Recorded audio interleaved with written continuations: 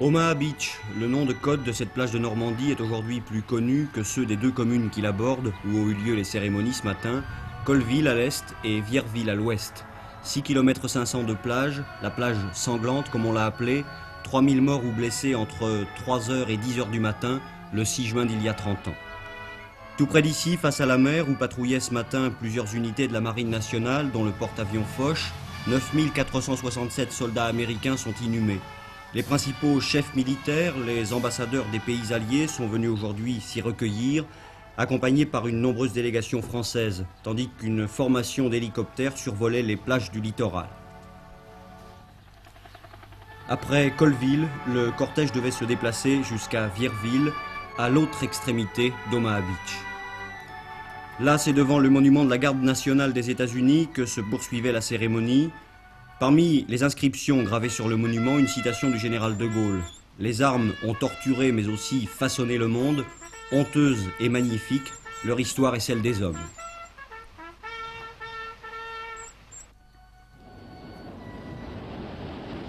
Le cortège officiel se rendait ensuite à la pointe du Hoc où était reconstitué le débarquement d'un commando de Rangers.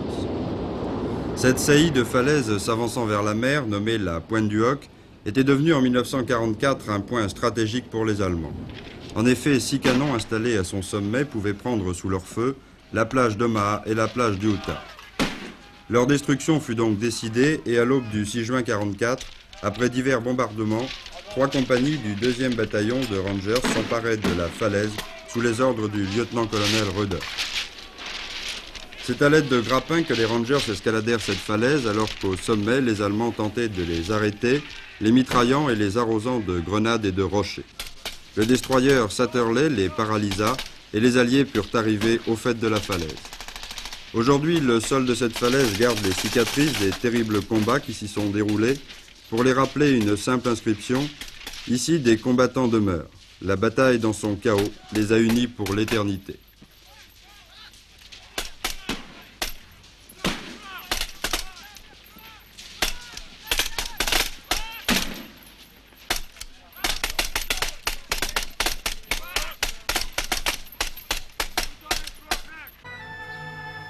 « 40 ans à quelques kilomètres à l'intérieur, entre Omaha et Utah, n'a été libéré que le 12 juin, en raison de la résistance d'un régiment de parachutistes allemands.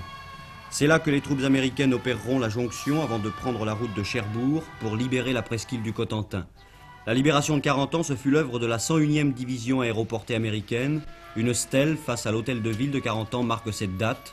Un groupe de vétérans de la 101e Airborne était présent à cette cérémonie.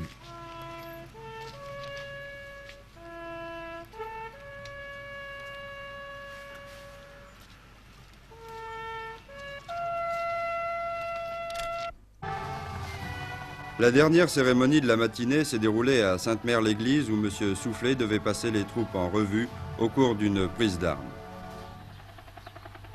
Au même instant, en dehors de la localité, une soixantaine de parachutistes étaient largués.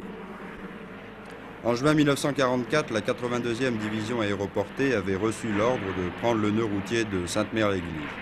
L'échec de la première mission donna une importance accrue à la seconde. Dans la nuit du 5 au 6 juin, les parachutistes commencèrent à sauter. Le 7 juin, les chars américains intervenaient. Les Alliés contrôlaient la route 40 ans Cherbourg et Sainte-Mère-Église occupait désormais dans l'histoire du débarquement une place privilégiée.